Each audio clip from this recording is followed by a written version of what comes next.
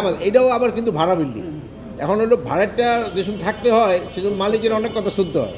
আপনারাও তো আছেন, অনেকে ভাড়ায় থাকেন না, ওই মালিক দেখবো আপনাকে রাত 11টার সময় বলে যে এরপর আর বাসায় ঢুকতে দেবো না, দরজা পর্যন্ত। এখনও এরকম আমাদের একই অবস্থা, যেহেতু ভাড়াটা বিল্ডিং এই জন্য পোস্টার এই করে অনেক ঝামেলা হয়।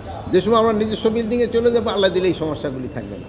যদি মামলা বাণিজ্যে যদি কেউ ইসের খাতে দুর্নীতির সাথে জড়িত হয় তাকে কাউরি ছাড় দেওয়া হবে না।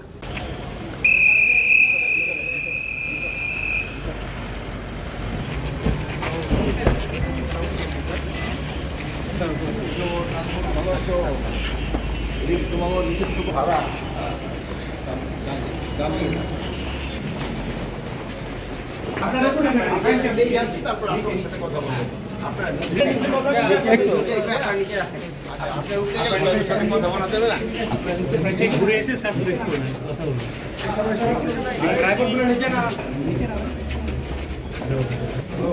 আপনার আমাদের ব্যারাকপুরে দেখুন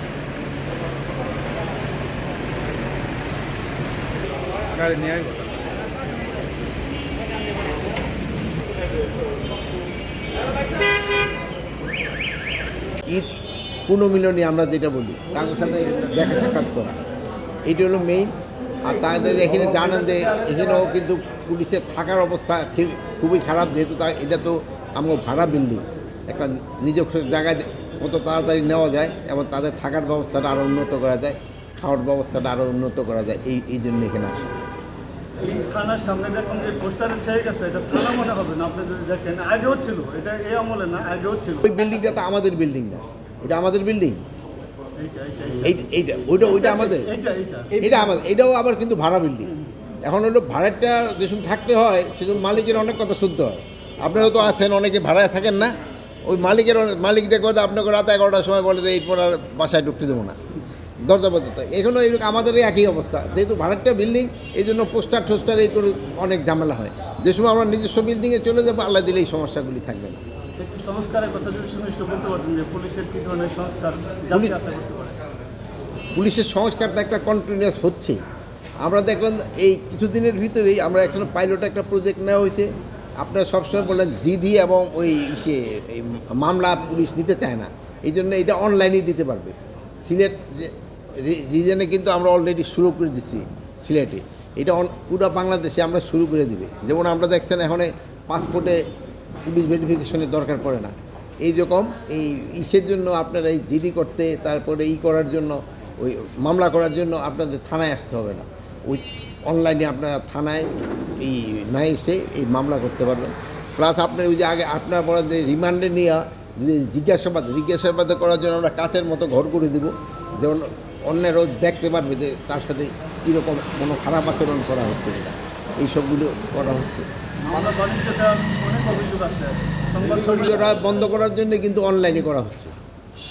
মাননীয় উপদেষ্টা বিশেষ করে মামলা বাণিজ্যের একটু স্পেসিফিক করে বলি, গাজীপুরে বেশ কয়েকটা জায়গায় এখানে আমাদের ক্ষেত্রে হলো যদি মামলা বাণিজ্যে যদি কেউ ইসের খাতে দুর্নীতির সাথে জড়িত হয় তাকে কাউরি ছাড় দেওয়া হবে না। একনল অ্যাডভান্সড হাইজিন সোপ, এবার জীবাণু ধুলাবালি ঘাম ক্লিন বোল্ড। আপনারা জানেন পুরো এই র্যাঙ্কের 84 জনরে কিন্তু আমরা অ্যাটাচ করে রাখছি। প্রায় আমার মনে হয় 30-40 জনের মতো আমরা বাড়িতে পাঠাই দিচ্ছি। আরও এরকম 30-40 জনের বাড়িতে পাঠানোর জন্য আমরা একটু কুণ্ঠিত করব না যদি কোনো রকমের দুর্নীতির সাথে জড়িত। তবে হ্যাঁ, আপনারা একটা সত্যি কথা বলছেন, বাংলাদেশের সবচেয়ে বড় সমস্যা হলো দুর্নীতি, সবচেয়ে বড় সমস্যা দুর্নীতি। এটা আমাকে রন্ধে ঢুকে গেছে। এটা যদি আমরা কোনো অবস্থায় একটা কন্ট্রোলের ভিতরে আনতে পারতাম তবে কিন্তু দেশ অনেক আগায় যেত। এই জন্য আমি আপনাদেরও সহযোগিতা চাচ্ছি, আপনারাও এইটা লোকজনদের সচেতন করবে এবং যেন কেউ দুর্নীতি না করে এই জন্য বলবেন। যেমন আপনারা এই জন্য যদি সবসময় সত্যি সংবাদ প্রকাশ করেন তবে কিন্তু লোকজনে এই দিকে কিন্তু হবে। অনেক সময় আছে আপনাদের ভিতরেও যদি আবার কোনো মিথ্যা সংবাদ হয়, তো মিথ্যা সংবাদ হলে এই দুর্নীতিবাদরাও পায় আর পার্শ্ববর্তী দেশগুলো সুবিধা পেয়ে যায়। ওই একটা খারাপ সংবাদটি তারা বেশ করে রিপোর্ট করতে রাষ্ট্রপতি বিদেশ যাওয়ার সময় কালো এটাও একটা উত্তর দিছি।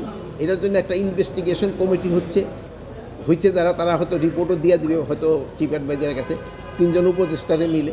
ওখানে যদি তারা দোষী সাব্যস্ত হয় তাদের পানিশমেন্ট হবে, আর যদি তারা নির্দোষ তারা ছাড়া পেয়ে যাবে। মাননীয় উপদেষ্টা আমার একটা প্রশ্ন কিন্তু আপনি জানেন এক একটা আগে কি হতো, আগে হয়তো 10 জন 15 জনের নাম থাকতো আর কতগুলি বেনামে দিয়ে পুলিশ মামলা দিত। আর এইবার হইতে কি আপনারা মামলা দিচ্ছেন, 10 জন 15 জনের নাম দিয়েছেন, 200-250 বেনামি লোক দিচ্ছেন, এই জন্য কিন্তু ইনভেস্টিগেশনও দেরি হয়ে যাচ্ছে। এই জনগণের যে কতগুলি অনেক, হ্যাঁ এর ভিতরে অনেক দোষী আছে, অনেক নির্দোষী লোকেরও আপনার সে আসামি করে দিচ্ছে। এই জন্য কিন্তু ইনভেস্টিগেশন দেরি হচ্ছে। এই জন্য আমরা দেখব যে দোষী তারা আমরা শাস্তির আওতায় নিয়ে আসবো, আর যে নির্দোষী যে নির্দোষ সে যেন কোনো অবস্থায় সাজা না পায় এই ব্যবস্থা আমরা করব। মাননীয় উপদেষ্টা